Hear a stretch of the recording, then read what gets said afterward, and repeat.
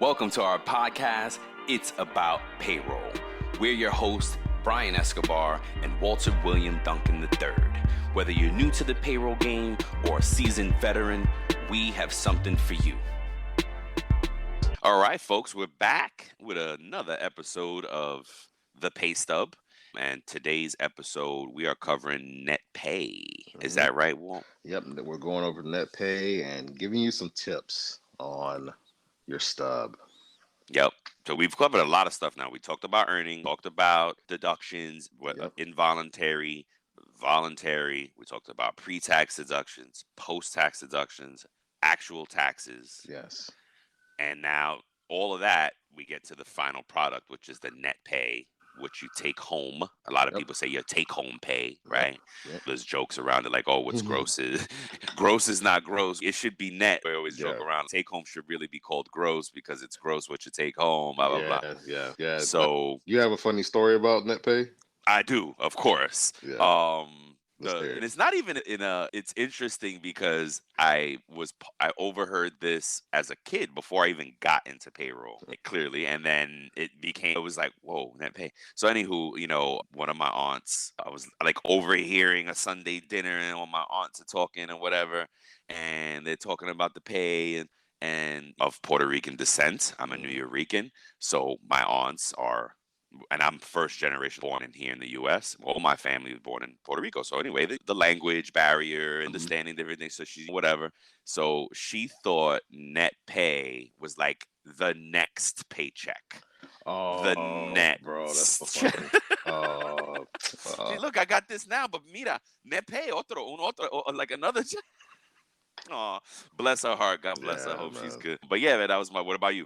Man, I don't think mine is as good as that, but like I was explaining to an employee, and he said the funniest thing I thought was the funniest thing to me at the time. And he said his definition of net pay was like when you're out fishing and you get a fish, that's net. That's how much you caught in your net. That's how much I should get paid. I'm like, no, sir, that's not how it works. That's hilarious. That is hilarious, bro. Like, it's pretty good. No. That one's pretty good too. Yeah, I'm just like, no, that's not how it works, sir. And this was he? Was he American, like native born? Or, yeah. And that was my point, is to say that's why this series is so important, because there's still folks, and we are out there. Look, and there's tons of things that we're ignorant about, but there's still folks out there that struggle with this stuff and understanding their paycheck. And point is, there's a lot of sometimes there's a lot of information on your paycheck, and hopefully this series will help you all, give you all enough to go out and research more. And we don't know it all, but at least we can be savvy and just research the things that are impacting your life, right? Yes. I think that's sidebar. Life people are always like, "Oh, Brian, you're so smart," and I'm like, it's a compliment. I do think I'm a smart person. Of course, I think we all have the capacity. But what I've done in life is I research the things, I learn about the things that impact my life. So when I'm having normal conversations with other humans, it's normal stuff, and I get to talk about it because it's impacting my life. It's probably impacting theirs. So they're like, "Oh, wow, look at that." So that's really all it is. I have a diligent learning regimen, right? I make sure I'm always learning something. I'm researching something. So should you all, right, with your paycheck. Yeah, I totally agree with you. And one thing I think for me personally that helped me as I started looking at my pay stub more and more was to cut out some of the distractions in my life, right? So I instead of always having my phone in my hand on payday, or if I had my phone in my hand, I could look at my stub online and view it while I'm on my phone. Just take that minute, look at your pay, like Brian was saying, and just make sure that it's correct. There was a situation I remember where this employee, she was a hardworking employee. She just came to work every day. She never called out. I think she was like a janitor at one of the schools that we did payroll for. And she was getting underpaid. She was getting paid less than minimum wage. And nobody caught it. And it was like going It was going on for a long time. I think she got like almost a year or two of retro. Oh my goodness. Oh wow. God like bless that. her. Yeah. And she said, I didn't know. She said, I never checked my stub. I just know the money goes into my account. And it was caught by accident. Somebody caught it and was like, "Oh man, this rate is wrong." So that's a great call out. One, for consumers, see Mm-hmm. how easy it is, right? Mm-hmm. For us, because as a consumer, as a trusting consumer, you might be like, oh, that's a horrible mistake. I don't think that should ever happen. Or and then the computers and blah blah blah.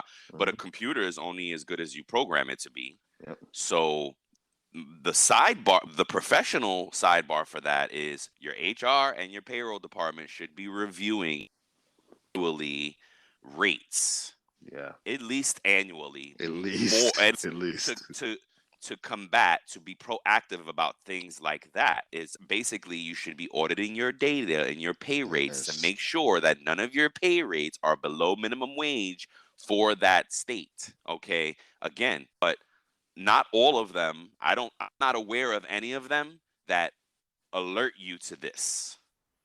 Hey everybody, Tim Sackett, host of HR Famous, a new podcast on the Work Defined Network. Am I famous? No, I'm HR famous. My wife says I'm a micro celebrity, and 13 HR ladies around the world want their picture with me, which I think is funny. So, hey, what do we talk about on the pod? We talk about all the dumb stuff we do in HR in any given day, week, month, and we have fun with it, and we have some great guests. Come check us out. We're not famous, we're HR famous. The good idea. Hey, folks, let's make that happen if we don't do that already. But I know the system that we use does not do that. Does not Mm-hmm. automatically tell you, hey, you have rates below minimum wage in a certain state. So you have to audit for this, right? You have to make sure that your system and your all your pay rates are in compliance. And as a Yep. payroll professional, we do this right. I do it every time I have a minimum wage impact. So, meaning I may be in one state and that minimum wage was raised. I go audit for all of them at that point. Why not? Yeah. Just why not? Because again, you don't do it often, and Mm-hmm. you should, or you should, at least you shouldn't have to because your rates are good. But anywho, I'd probably do it more often than necessary because why Mm-hmm. not? You know Yeah. what I mean? Yeah, that's a great call out, and that's a really good one, man. Because it's like this is why, and it's like we talked about in the tax episode or one of these Mm-hmm. episodes. Mm-hmm. We had a employee in prior years that went like a whole year paying a income tax to the wrong state. Uh-huh. And it's in the description. Like they lived in one state and they're paying it to another. If they Yep. looked at their pay stub, they would have saw, oh my, why am I don't live in this. What's going on here? Yeah, man. And it wasn't a lot. So that's probably why they didn't really get the impact. But at the end of the year, it was like $650. Wow. Yep. That's, you know what Mm-hmm. I'm saying? It's not a lot per check, It's not a but lot. Yep. at the end of the year, it added up to that is when he caught it. And oh my goodness. Yep. And so, folks, it's not, computers are only as good as the humans running them. Yeah. And we are not in a place where full AI is processing our paychecks. Me and what we're just talking about it Mm, before we started recording this, we were talking about AI yep. and how it's going to impact payroll. Yep. And maybe it could get there one day, Yep. but we're not there yet. Yeah. So Yep. you got to be diligent and look at your pay stub, and part of that is understanding the gross to net calculation. Yep. And again, as a payroll professional, I've taken it for granted. It is a complex calculation. If you look at that link that I posted there, it's or other links or whatever. I'm just research gross to net, and it could get a little hard. It's Mm-hmm. not as the easy explanation is it's your gross pay, right? Your dollar amount times your hours worked gives you a Mm-hmm. gross number, Mm-hmm. and then you take away minus your taxes minus your Mm-hmm. deductions, and that equals your net pay. Yep. But your some of these deductions are flat amounts. Taxes are Yep. percentage amounts that are dynamic with your gross pay. 401k, depending on what you pick, could be a percentage and is dynamic. Dynamic meaning changing based on your gross pay amount. So if you're thinking, oh, Social Security is, or rather, whatever, it was this last week, so let me do that amount. No, no, no. It's going to be a difference. It's going to fluctuate based on your pay. So it does get complicated, Yep. but you should, as a consumer, as a savvy consumer, spot check your pay. And especially if you have a lot of things going on. Yeah. You know what I mean? You start doing pre-tax benefits and you start taking care of the advantage of your benefits and things like that. It complicates the can. If you're in a state that has a lot of things coming out, and so it's not as easy as I thought for the consumer to do it. So you should take Mhm. some time to calculate that amount and understand your pay, understand your net pay. What are some of Absolutely. those tips you have for us for consumers, right? Yeah. That they should take away from just reviewing their pay stub in general. Yeah, so they're not ranked in order, but these are just No, no, some of of the course not. things that you should definitely check. And I'll tell some stories. Like the first one I have listed here are always check your pay rate Yep. and your hours. Brian, you just touched on that when you Yep. were just speaking just a moment ago. You need to check that stuff because again, like I have another situation. I remember another situation where there was this manager who was going in, and because she wanted to make sure that her school stayed under her place of business stayed under budget, she would alter her employees Oh, geez. timesheets, and she was doing it for Yes. years. She ended up doing it for Yes. years so they wouldn't get OT. Overtime. Oh So, gosh, so, man, er- a so, lot of yep. so everybody praised her. Oh my God, her school is always under budget. Her Oh school is my always on. It's goodness. so amazing, and the teachers had no idea until one person questioned it and was like, Mm-hmm. I don't know, and I don't know what to do. I This just rate thought, don't look. Yep. yeah, and like, and she was more. Can you just check it for me? I think that she's right. I think that, but I just want to make sure. And we did an investigation on it. Ended up costing the company like tens of thousands of dollars. Yeah. And that's a great call out. And unfortunately, is a very common manager problem. They all managers want to shave hours to keep folks from hitting overtime because Yeah, overtime as a consumer you should know this. Overtime is a very, how can I say, very important data point. It is a data point, it is a subject that managers really pay attention to yes, because it's costing your company more money as an overtime premium. yes, So yep, yeah, if they need it, it's great, but that like overtime could be a whole nother episode. But yeah. they, I just want to they say one thing about yeah, go ahead, go for it. real. One manager told me, he said that, think about it in terms of gasoline, right? The regular, like the 82, whatever, or the 87, is like unleaded, is your regular rate. The premium is like your OT. We don't want to see that OT. You've had some very interesting managers, sir. Yeah. Use so many different stories, man. I'm telling you. They was in the That's great. military. Yeah. Oh, that that makes sense. Yeah. But yeah, so just keep pay rate hours. I thought pay rate. It'll come back to me. Another one is your deductions. Make sure your deductions are accurate. Again, like we just talked Yes. about with the tax, paying the wrong tax to the wrong state. I've had people pay. Look, open enrollment is coming up right now. Okay, and Mm-hmm. then what happens a lot is the beginning of the new year, you forgot what you picked in open enrollment, Yep.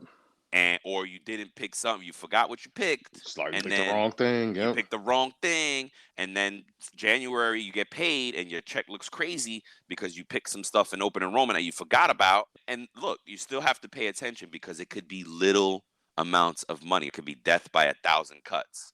So pay So attention to your yeah, check because it might be a small amount that's hitting you. Go ahead. I'm sorry, you were gonna say something. I wanted to ask you a question about it. And it might be more something. It might be something that we have to talk about with a benefits person or a HR professional. But if that does happen with someone and they elect or they enroll into the wrong benefits, and how can they change that with their employer?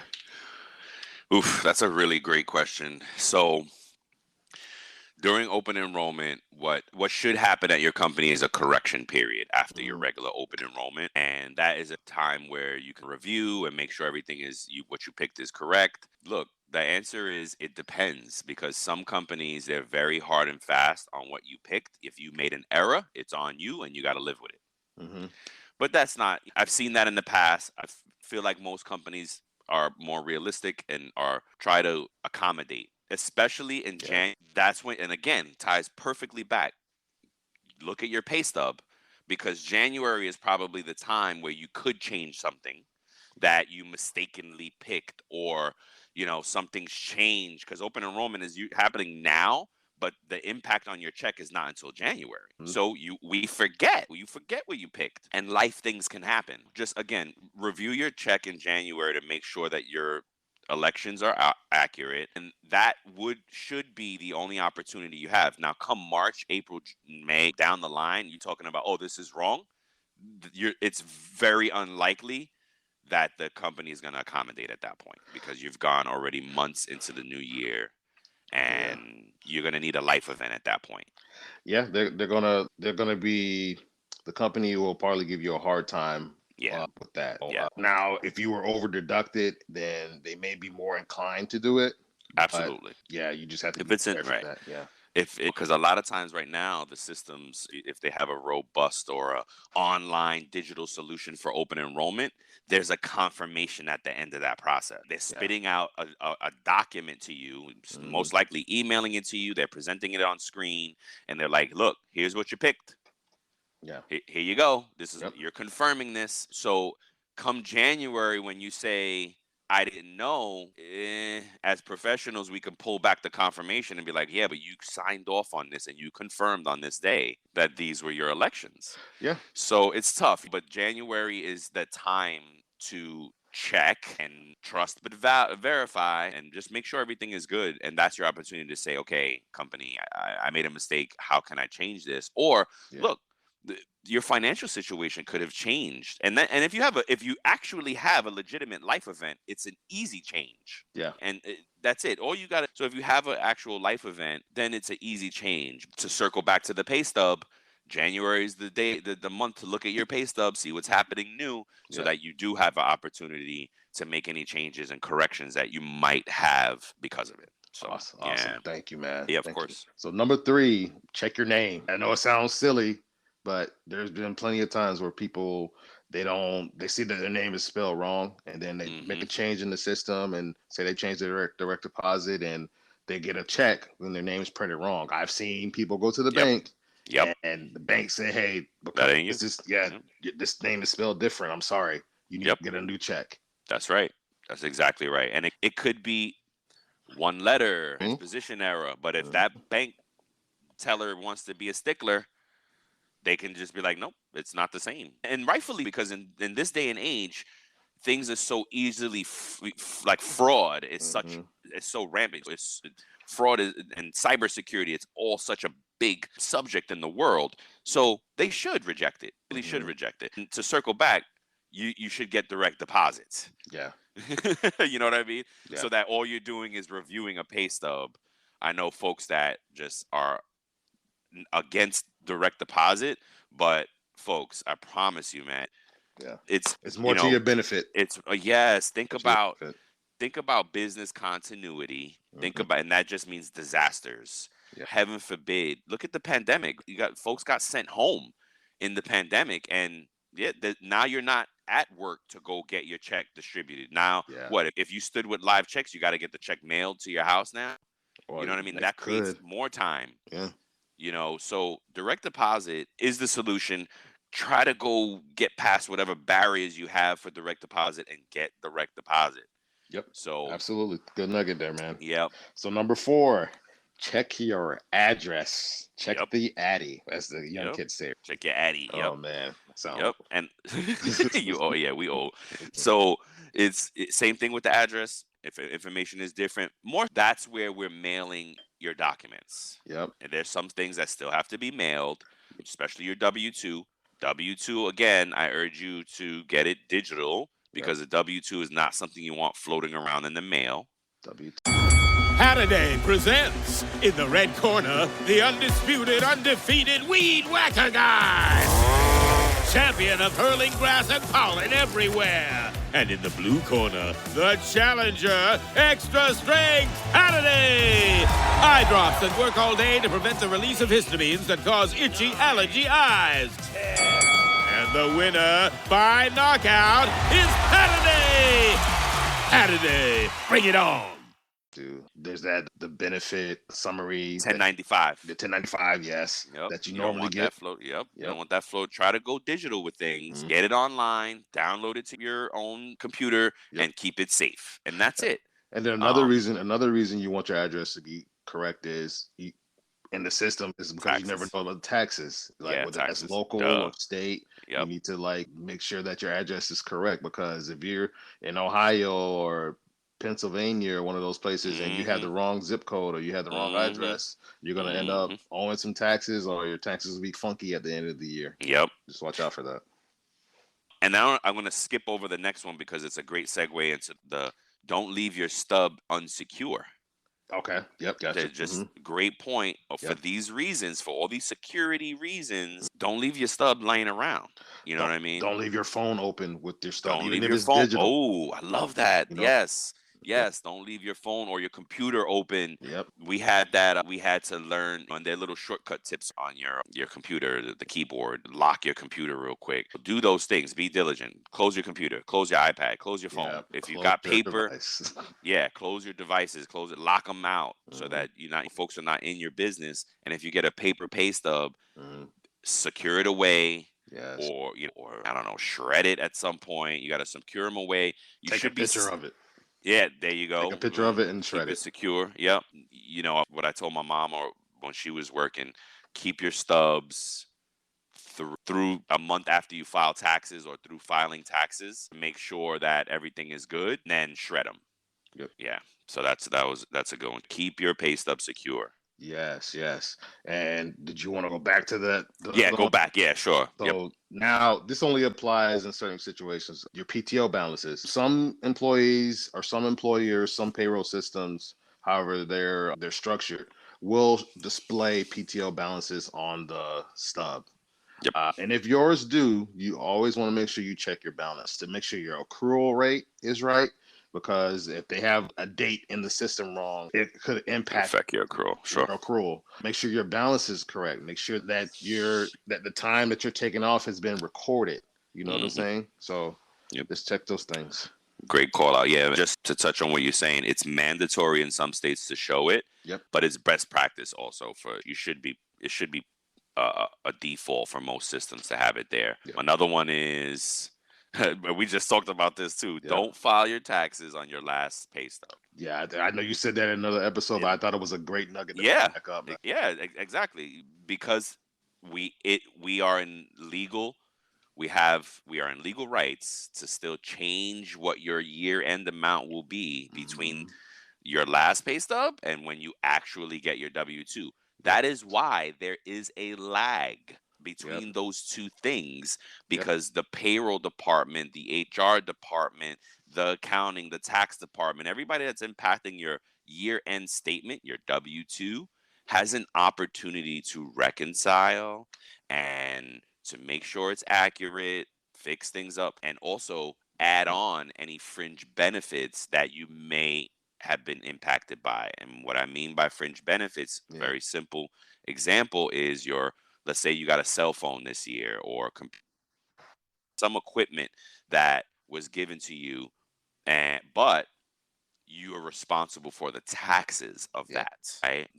Meaning it increases the amount of earnings you owe on. So your box one will be increased. Let's say you made $50,000 this year, and let's use for round number sake, 50,000 goes in your box one, but you got $1,000 cell phone. They're gonna add on the $1,000 there to make it 51,000, so that you can go pay taxes on 51,000 and not 50. Yep, absolutely. Right. That's basically what fringe benefits are, Yep. or the impact of. So again, try not to do Don't. that. People's not going to listen, but try not to file on your last pay stub because again, there is an opportunity for your company to correct and add on. And let me say correct, because look, there's some times where companies make mistakes. There's been times where your W-2 is going to come wrong, you know what I mean? And they need time to fix it. Or you worked for another one of your companies in a different location, and you're gonna have two W-2s, and you can't go just file off your last stub from your main company because that's a great call out. Let's say you worked multiple positions at one job, triggers multiple W-2s. You're going off the last pay stub you got, not remembering that you have 3 other stubs out there to include. Yep. You don't remember. Oh wait, I don't remember the last pay stub I did for that. So again, folks, just Wait for your W-2s. Try not to Yes, file off your last pay stubs. It's not a best practice. absolutely. Number 8, hours worked in one year but paid in another. So It's a great call out. this is something that has come up a few times, and I think some consumers, employees have a misconception. They're like, "Oh, all the hours that I worked in one year need to be on Mm-hmm. my W-2 at the end of the Mm-hmm. year." That's not how it works. It's based on check date. Yep. It's based on what year that check date is in. You know Yep. what I'm saying? So even if I worked some hours at the end of December, and part of my pay period was in December, and the next part of it was in the new year in Mm-hmm. January, and that pay date is in January of the following year, then that's the year that my taxes apply to, even Yep. though there was hours worked in the previous year. So I Yep. just wanted to point that out. Yep. And again, I know it's a great call out because a lot of times January comes, you're looking at your W-2, you're looking at pay stubs, and you're comparing. The savvy consumer is doing this anyway, Yep. and that's what we want you guys to be, a savvy consumer. Anywho, Yep. And I usually get the call in Mhm. January talking about my W-2 isn't right because of the time and this. I worked here, I worked there, or Yep. because it's usually time worked, like you said, time worked in the prior year but paid out in the new year. Yep. They're like, where's that at? It's not right. Yep. No, it's right. Your pay period is your pay period, right? Yep. The correcting calculation, or if you want to make sure you're good, is you should be able to look at any 12-month period, any rolling 12 months, and you should have your, and you should see your annual, right? Yep. If I look back at my last 12 months, I will see it should come close to what I make annually. Yep. The payroll and calendar it doesn't work like that. Like, it's just like Walter said, it's check date driven. Yes, absolutely. So that's what it is. Yeah, I know. Absolutely. Thank you. Number 9, employee self-service. I wanted to add this on here. This is where I was going to mention the Paycom that we talked about. Oh, okay, got it. So because it falls similar to that, where you have certain things, or that where you have certain responsibilities as an employee in order for you to get paid. Look, there's some employers that require you to sign off as an employee. Hey, you need to sign your timesheet. You Yep. need to confirm that these Yep. hours you're agreeing to get paid these hours that are Mhm. on the sheet or in the system, right? And that's a part of employee self-service. You're able to do that, but further on furthermore, a part of that is the changing of your certain information, your direct deposit info, your home address, your name, your email, your contact information, your emergency contacts. Yep. Those are all part of the employee self-service. Even the enrollment period that comes for benefits,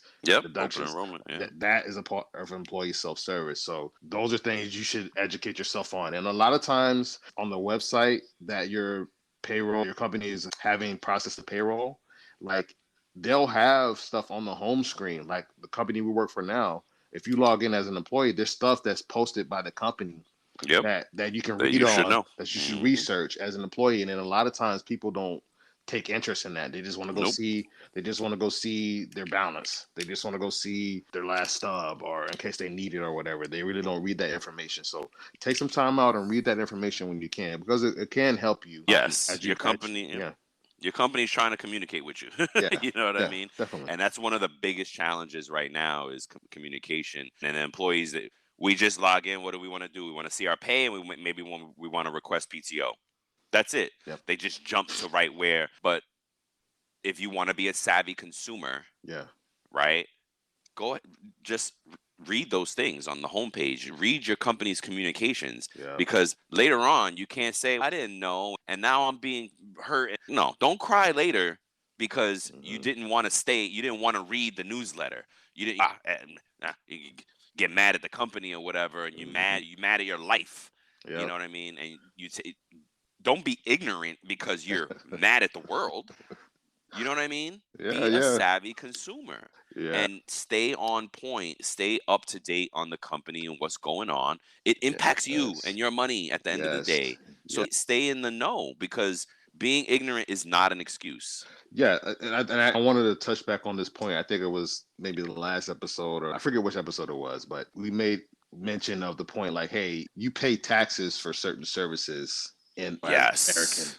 You pay taxes. Yes. And so if you have a subscription to a streaming service, you expect to be able to log into that streaming Mm-hmm. service and view the shows and have access to the TV that you want to watch, right? And if you're not getting the quality of service that you're paying for that subscription, you will make note about it, or you would cancel that subscription. Yep. We can't cancel taxes. So Nope. we can't do that. But you need to know and have education. You need to be more involved in this stuff because your decisions can impact That's right. the public services. So just be Absolutely.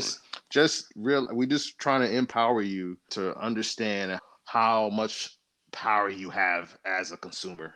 Absolutely. Be a savvy consumer. Yes. And that's right.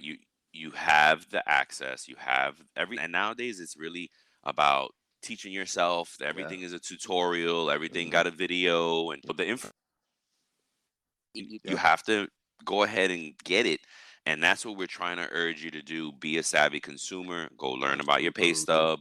Go learn about the employee self-service things. A lot of folks send us questions, and I'm like, hey, that's an employee self-service item. Please log on to your system, and I'm glad to show them how to do it, right? And Yes. folks who work with me, they know me by now. They learn really quick. Brian likes to teach to fish, not just give you the fish. Yep. And Absolutely. that's the basis of it. That's the heart of it. I like to teach you how to fish, and we're trying to teach folks who get a paycheck how to fish. Absolutely. Yes, I like the sir. last nugget you got there. That's a big one. Yes. So like a lot of people don't know about this, and Nope. it's something that I found out about, and I try to Yep, pass me it too. on. Like, Yep. go look at your state. Google Unclaimed. unclaimed Yep. property wages in my state, and you'll find a website that your state has where you can actually look yourself up. You can Yep. even look up certain. You'll Family just have to members, if you prove know the that. info. Yep. Yeah, you would have to prove that you're related, but you can look up certain information and have access to your unclaimed wages. There's billions of dollars in unclaimed wages in the U.S. People just have money sitting out there. I remember I told one of my employees about this, and Google. Finding a great career has always been a challenge. But today, with the massive changes underway in just about every sector of the economy, in just about every country in the world, finding a great new career is even more challenging. And if you're a student, recent graduate, or someone else early in their career, it's even harder for you because you just don't have the experience that those who might be 10, 20, 30 years older than you have. The answer? The podcast, From Dorms to Desks, a podcast by College Recruiter job search site, where every week we take a deep dive into a topic specifically of interest to candidates who are early in their careers and looking for a great part-time, seasonal, internship, or other entry-level job. Googled her or looked up her grandmother in this on Florida. It was FloridaTreasureHunt.gov, right? So she looked on there, and lo and behold, her grandma was like had some unclaimed wages. It was like about $1,000 or something. Wow, look at that. And she was able to get it for her. Yep. That's So exactly like, right. Man, like this unclaimed stuff. Like I remember myself, I was stationed in Virginia in the military, and I remember that I had AT&T up there. So I went to the Virginia website for unclaimed property, and oh look, my deposit there that I made years ago to AT&T was just sitting there. Wow. Unclaimed wages. It was like $50. Oh wow. I'll take it. My $50. Yeah. That's right. No, yeah. I learned this on the job because as a payroll professional, it's called the ESCheat. It's cheatment. Yeah. Yes. ESCHEAT. Yep. And it's a whole process. It's a whole thing, folks. Companies are obligated to turn over money that's not theirs, that is for someone else, to the state after going through the process of trying to get it to you. So the company has to try to get it to you. If they can't get it to you, they can't find you, then they have to turn it over to the state. Yep. In every state, there's a website, right? And you could actually look up anybody, but to get it, you have to prove that they don't tell you the amounts. You got to prove who you are there. Like my mom found stuff for her dad. Nice. And yeah, she went through the whole process there and stuff like that. People find money on here all the time. It's unclaimed wages or property, like you said, Yeah. because it's not just a paycheck. Yeah. And it's in every state that you should do it for every state you've ever lived in, Oh, because you yes. don't know, you don't Yes. remember what you did. Man, I remember. That's a good point. And like emphasis on the property part, right? Because there could be some land that's in your family that your great grandfather owned, and he still owns it to this day, or whatever. And it could be in your family. So please go check this stuff out, because you could have funds just sitting out there that are in your family that you can have access to, that will help, especially in today's climate with inflation. So go ahead and get that going for yourself. And if you find, and if you have, be a savvy consumer. But so what do I do as a consumer, Brian, if I say it's been like 8 months and I'm cleaning out my house, I'm doing spring cleaning, and I find an old uncashed check? What do I do? Call you if you still work for that company. Call the payroll department. What if I don't work for that company? If you don't work for the company, you should.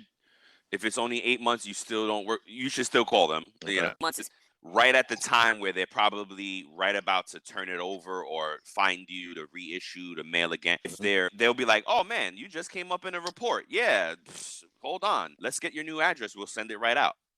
Yep. Because the company, right after it expires, the company has to go through the process of getting it out to the employee before they send it. State doesn't want you to just start sending over what we call stale check. These checks that have, like Walt said, you find it in your drawer, it expired, I can't cash it now, but I never cashed it, so what do I do? The company should be going through that process. The state doesn't want it right away, like 6 months. No, go ahead and try to get that to that person first. Yeah. You know what I mean? Go through that process, and every state has rules. That can take you another 6 months if you want, or depending on the rules. But after a certain time of trying to get it back to that person, then they have to turn it over to the state. Absolutely. So, anywho, 8 months is great, because you might still find it where that you can just get the check reissued. The company is just going to void that one and reissue you another one. So you find an old check, try to get back to that company. If not, take your butt on to the state website, because it's probably posted there. It's probably there. Absolutely. Yep. So this should have been where we ended, because it's a nice little nugget to give to folks. Hey, you might have money out there, or your family might have money. But just I was thinking about this concept of gross up as I prepared for the episode, and gross up is a very payroll professional term. Yeah. I'm not sure if the savvy consumer is even aware of this term called gross up. Yeah. But the easy way to explain gross up is if you get a bonus payment, right? If your company, oh man, you did it amazing, I'm going to bonus you $500. But if your company grosses it up, then you get an actual net of $500 take home pay, and not $500 and then you're taxed and you might come out with 200 and change. No. Yep. So as a savvy consumer, if you're ever offered a bonus, ask them to gross it up. Why else is that? Because of the tax rate? No, just because you'll get the actual bonus amount. Yeah. The company covers the taxes for you. That's what the gross up is. The company takes the hit on the taxes, and you get a net amount of what they are promising you. I'm going to bonus you $500, but if they don't gross it up, you're going to get $200. You know what I mean? Yep. If you ask them to gross it up and they agree, you're going to get $500. Gotcha. So that's the simple way. And I know you're about to ask more stuff, but I think it's too complicated for the savvy consumer. For me to simplify it, how about that? Savvy consumer, you should go out and research it a bit more. But the real rough explanation of it is that you will actually net out what they want to give you. I think it'd definitely be worthy of its own episode. Yeah. Even if it's a short one, I think that for sure could definitely be worthy of it. And there's a bunch of them. I think, I think we got to go back and pick out these subjects that are like like direct deposit. We always say it could be an episode. Overtime. Yeah. Gross up. And it's both for the payroll professional, of course, and to be a savvy consumer. Yeah. So again, folks, if you get offered a bonus, ask them to gross it up because you get the whole bonus amount. You know what I mean? So just again, a couple of tips as a savvy consumer to cap off this episode: review your pay stub. Yep. Go out there and look on your state website, see if your family has any money to be claimed in all the states that and worked in. Yes. And if you get offered a bonus, ask them to gross it up. Gross it up. Gross up. So that's all we got. I have for you today. Walt, you got anything else? No, I love how we ended it off there. Yes. Sharing that about gross up. Yep. That was amazing. Money. Get some money. Get and some. Yeah, I think we're good. Awesome. Thanks again, folks. We hope we're helping. We want you to be a savvy. Keep listening. Next episode, we are going to just do an overview of things and connect it to the year-end statement because we are quickly approaching year-end and W-2s. And guess what? All these pay stubs add up to be your W-2. Yes. We'll cover that next, folks. We love you. Keep coming back. Have a good one. Peace. Peace. Thank you for listening to today's episode of our podcast. We appreciate you. We're grateful for you. And we hope that the information that was shared with you will impact you as a payroll professional. Until next time, keep learning, keep growing, and most importantly, keep going.